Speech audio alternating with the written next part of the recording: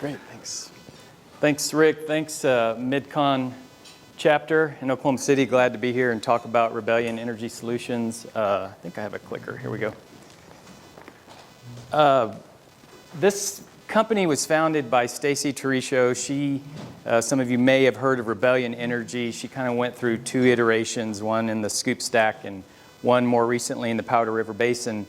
And Stacy, at the end of that last sale of Rebellion Energy, she started thinking about how does she keep her team together and what's kind of going to be her next kind of business to start. But she's really focused on plugging, partly because she wanted to bring a proper close to that life cycle of oil and gas wells and kind of begin to think of this way. As she kind of went down that path, she really discovered the issue with orphan wells and kind of some of the big issues with abandoned wells across the nation, and really tried to develop a capitalist solution to help get these wells plugged. And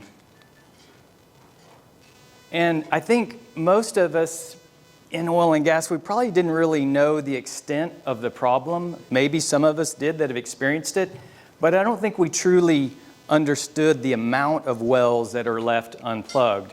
This is a map across the nation of just orphan wells, and I think that probably needs a definition.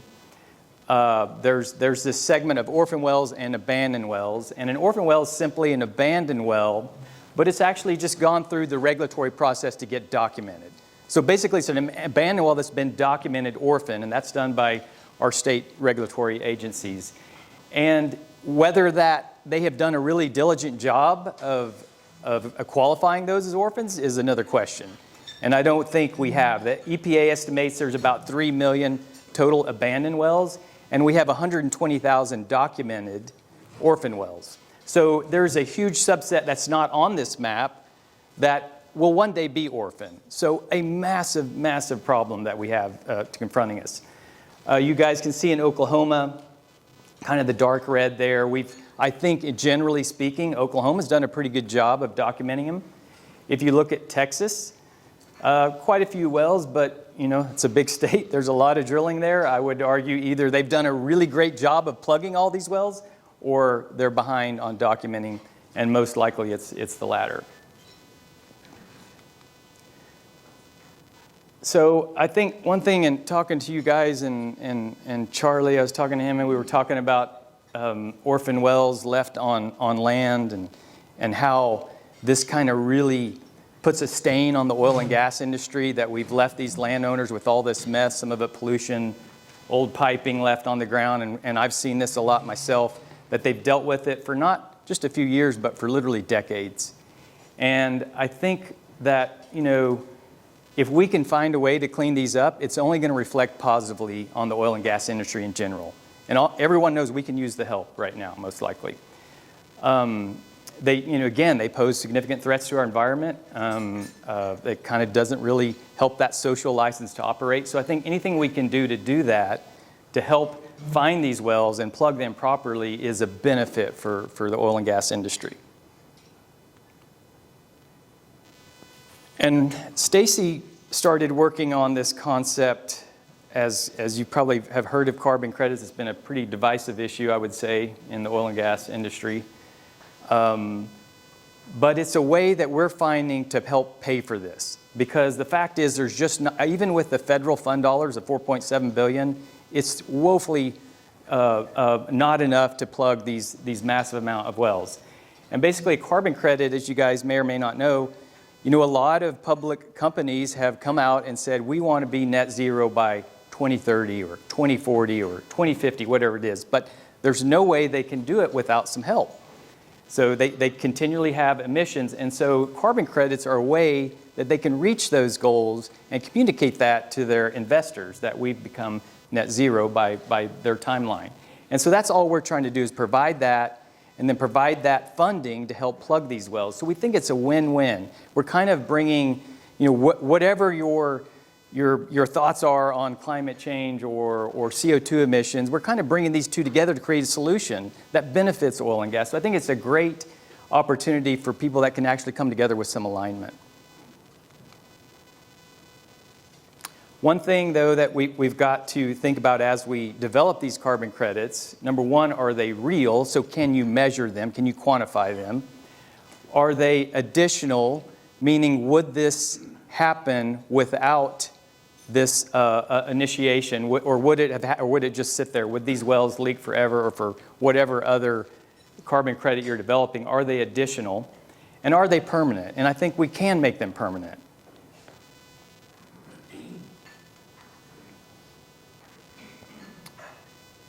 They're not the slides are not coming through for some reason. Sorry about that, guys. Anyway, this is just kind of talking about the voluntary carbon market. There was a graphic here, but it's not coming through. Sorry. Basically, what we're listing these carbon credits on is the voluntary carbon market.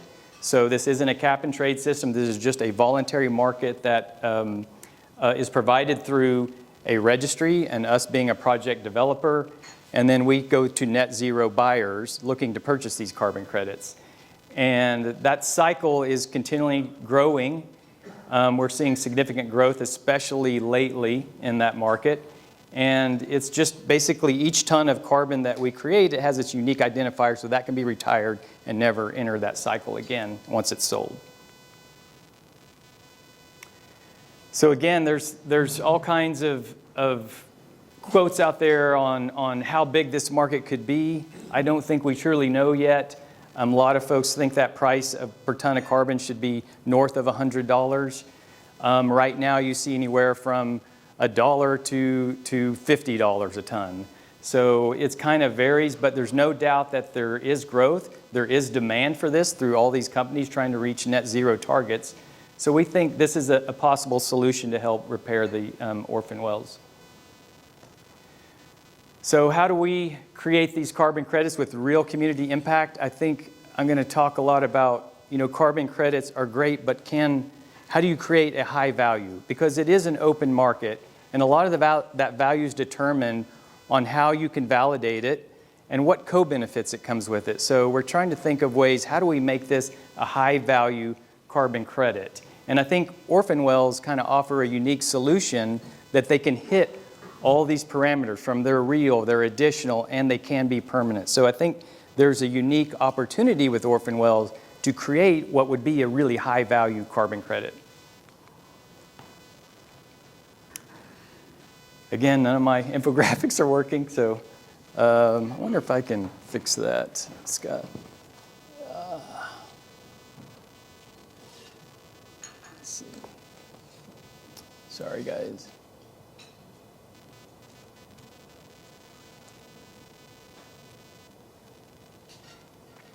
Not going to work for me. Oh well.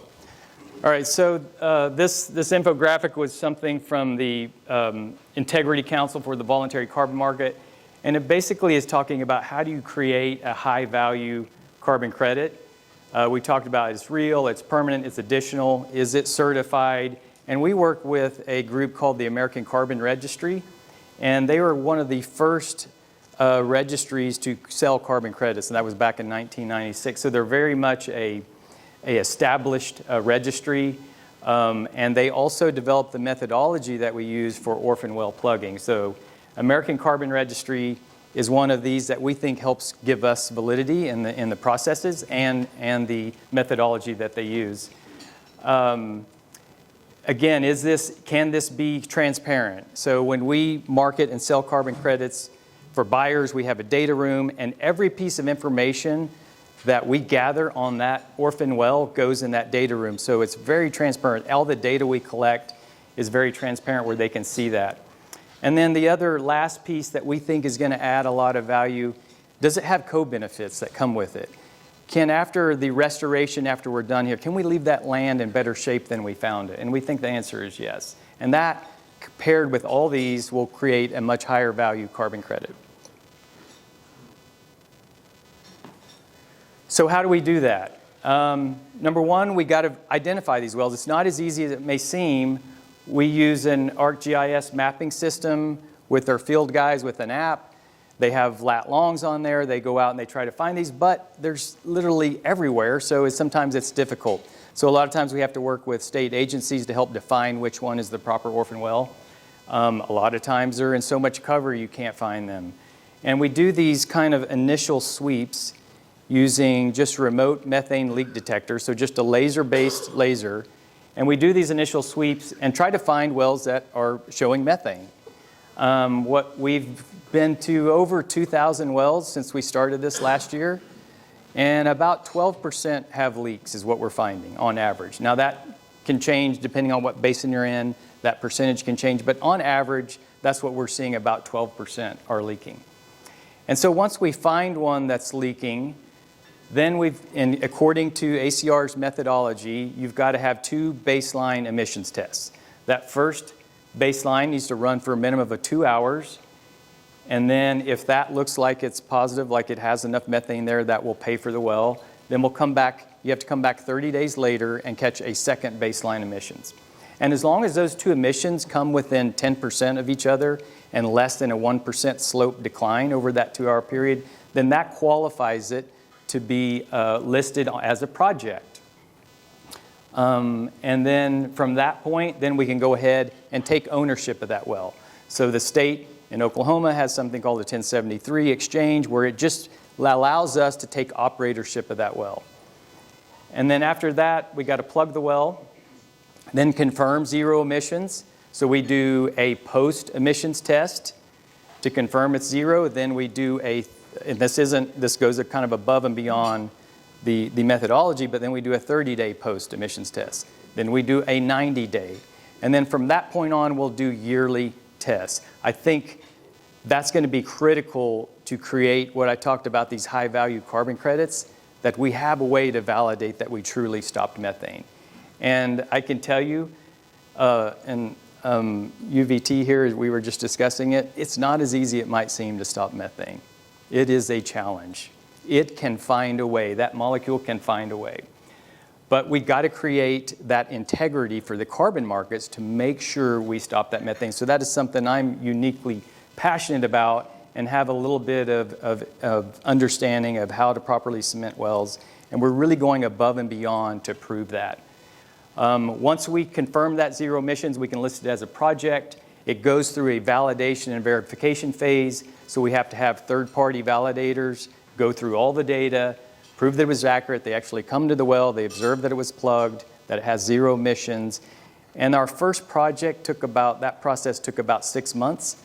Granted, that sounds like a long time, but we were the first. So it was kind of a little, learning process for everyone, I believe.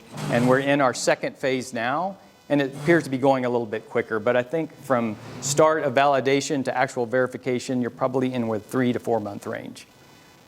And then from there, it's issued credits, and then we can put them on the voluntary carbon market. And we have, our first project has actually had some offers on it, so we're feeling very hopeful that this is going to scale.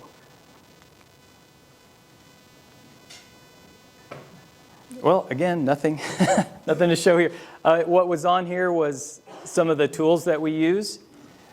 We use several different tools, most of them laser-based. Those are the most, give us the ability to carry around on a little backpack, and it's called a sensor high flow.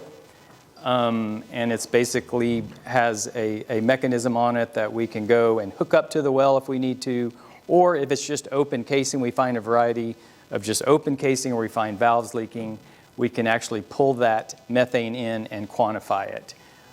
Some wells actually are high enough flow rates that tool doesn't work, so we just go back to a differential flow meter, a total flow meter, which some of you may be familiar with.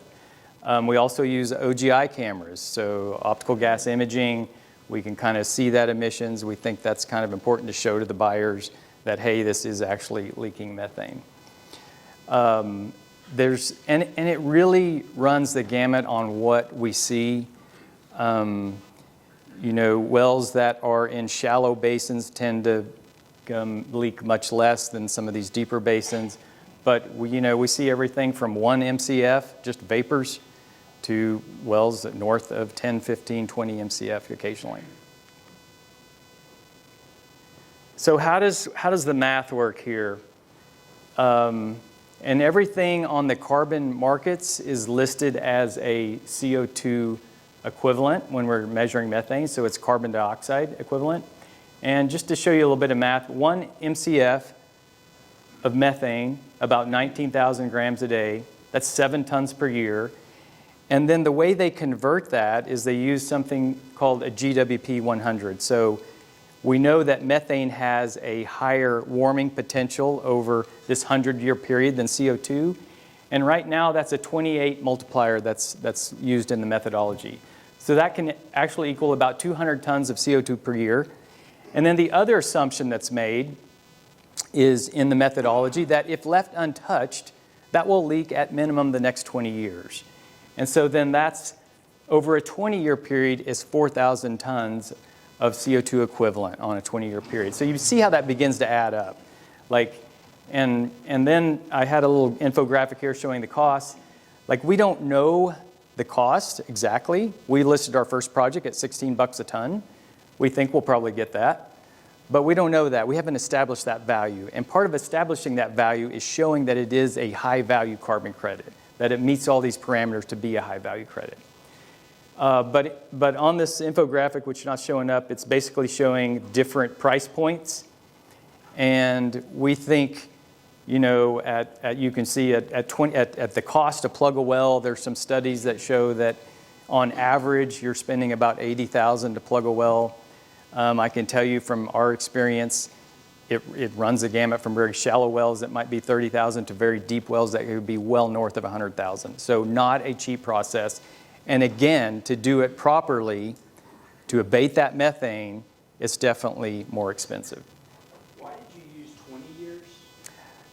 So this is because this is ACR's methodology. Okay. So on their methodology, they allow for 20 years. You're right. I mean, some of these have been leaking for decades already, and there's probably going to leak for decades more.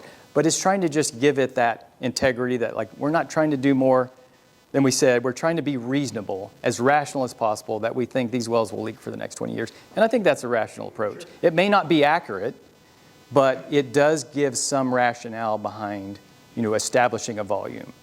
Anyway, and to your point too, that 20-year crediting period is brought back to day one.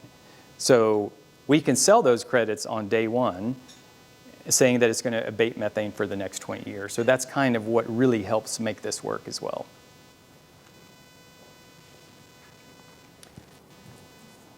I talked about permanence and how critical cementing is on these, that if we want to really have integrity, that we make sure that we cement them properly. I do think that there's, cementing has a long history in oil and gas. And I think if it's done properly with the right additives and the right operations, that it can be successful in abating methane. But it is not easy. And typically, plugging wells has not been something we ever want to do. You're getting no return on that investment. As they told me, no one wants to pay for a funeral. And so typically cementing has not been of the highest standard. But we're trying to change that. And so we've worked with a number of cementing experts to develop something we're kind of coining the rebellion method. And basically, we're saying that there's about 4 key components of this that to truly abate methane. One, if you don't batch mix, if you don't know the weight of that slurry before it goes downhole, you're probably not going to stop methane. If you don't account for fluid loss, you're probably not going to abate methane. If you don't account for post-set expansion additives, you're probably not going to abate methane. And the other thing that we're trying to convince regulatory bodies is that you need a true formation to formation seal, and at least 2 of those.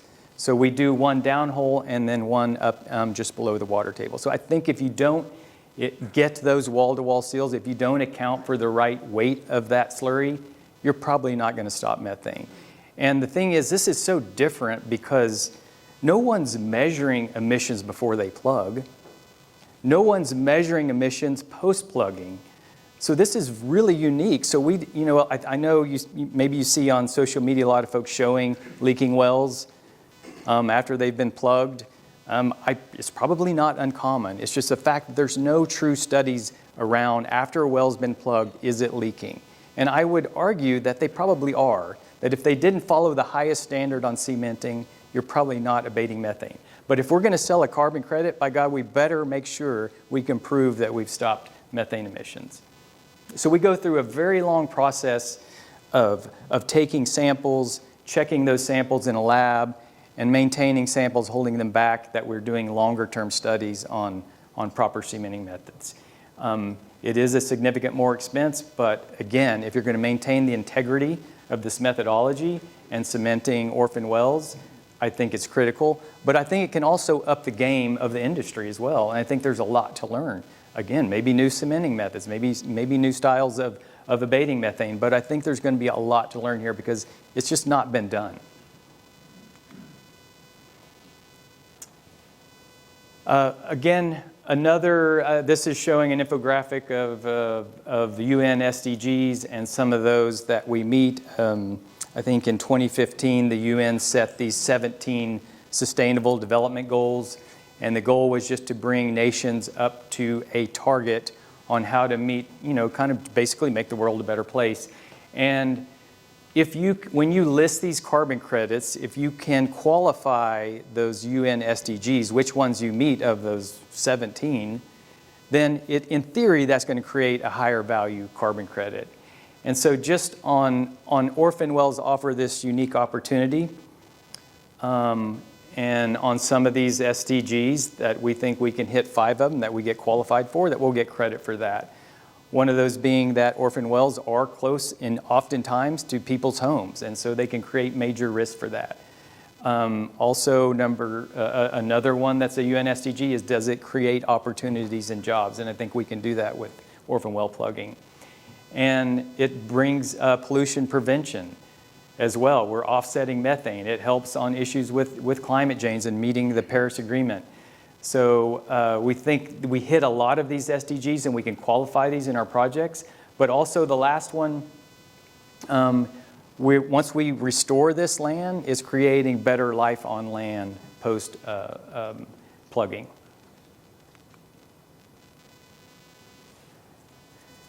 Man, I hate that these don't work. So another thing, that the areas we operate in Oklahoma especially, and part of which I have some interest in and some background in, is grassland restoration. So right now we are operating in a lot of what was historically the tall grass prairie. And we think through this restoration process and this engagement with landowners who own the larger land bases, that we can help assist not only in that 1 acre tract that we kind of monitor where the orphan well is, but also part of their larger land base. And the fact is, some of these prairies have been wiped out, either through poor grazing or monocrop planting or plowing and tilling and all these things that can happen on these rich soils. But we think there's an opportunity here to engage because we're starting in a good place with landowners. We go to them telling them we're going to clean up their property. That immediately sets them back, like, we don't believe you. But then when we actually follow through with it, it builds a great relationship. So we think there's some opportunities not only in cleaning up these orphan wells, but also stackable carbon credits on top of that through restoring these land and restoring these soils. Fact is, the Earth's soils contain about 3 more times the amount of carbon in the atmosphere, and it's rich for opportunity to store much more of that carbon below ground. And so that's kind of where my background in restoration, that's partly why Stacy reached out to me to help kind of lead these operations in these areas, because we want a really robust post monitoring plan on the wells, but also the ecological sensitive areas that they work in. And we work with a restoration group out of Boulder, Colorado, that's doing a lot of this restoration work for us and restoring to native habitats. Again, partly one of our big missions now is restoring to kind of habitat that benefit pollinators, that benefit bobwhite quail, that also benefit local ranching operations, and working with those ranchers to help them understand the principles that lead to regeneration of these grasslands. And we think there's some real opportunity here, but it also is part of that, how we advertise that carbon credit, that we're not just leaving and walking away, we're actually monitoring for years after that restoration. Again here, just some final thoughts. We know there's about 120,000 documented orphan wells. This study here done by Nettle, EPA estimates 3 million. This group estimated 960,000. I did some simple math here and looked at if there was about 1 million orphan wells and 12% of those are leaking, and if it costs $70,000 on average to repair these, that means that more than 67 billion. So what you can't see here is there is some funding. There's some nonprofit funding of about $1 million. There's 4.7 billion of funding from the IIJA. And then there is about what we believe about 8 billion in funding that could come from carbon credits just to plug these wells. That number comes from the total kind of emissions, so that 12%. So if you take 12% of 960,000, that's at least $8 billion. Now, that doesn't mean that they won't yield more than that, because the market may establish that these are very high value credits and that they want to help promote this and build this to create more people plugging these wells. But after we do all that, assuming the carbon markets create that 8 billion in funding to plug X 12% of these million wells, there's still many, many more left over and an additional $67 billion that would be needed to plug those additional wells. But what I would say is that with the federal dollars, those should go towards plugging the wells that aren't emitting, right? That the carbon markets sponsor the right behaviors to plug wells properly and the right restoration after that. And so I think the real opportunity to do this properly revolves around these carbon markets, and use that extra money to plug the wells that are not emitting, the less risk. But let's focus on the riskiest wells first through the carbon markets to sponsor this. We think that's where it's going to create the highest value carbon credits and create the best incentives to make sure they're plugged properly.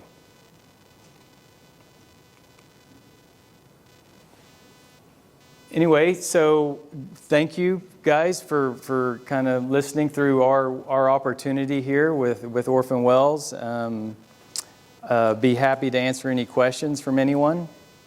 Nick? Is there a carbon credit governing body that told you what criteria you need to meet to have a valid carbon credit, or is that you guys just kind of take a stab at that? Yeah, no, so a good question. ACR is they have the methodology, so they're kind of the validator. But on top of that, we go through a third-party validation. And so each time we bring a project in, you have to have a different third-party engineering validator that validates all the data. And so they really, because ACR is a very credible registry, that they kind of bring with them that power to say, hey, this is valid, this is real, this is additional, this is permanent. And so, it is a bit of the Wild West right now out there. But so that's why we try to align ourselves with people who have a history in the carbon space. And they're kind of like giving us that validation. So JP Morgan bought 250,000 acres of forest land back in 23, and they're using that as carbon credits. You were talking about the value of carbon credits, so there's obviously different tiers. How do you all compete from a cost per cubic ton or whatever ton of CO2 with a forest that doesn't have any amount of capital expenditure with it versus having to go out and plug the tons? So good question, and it really goes back to that value of the carbon credit, right?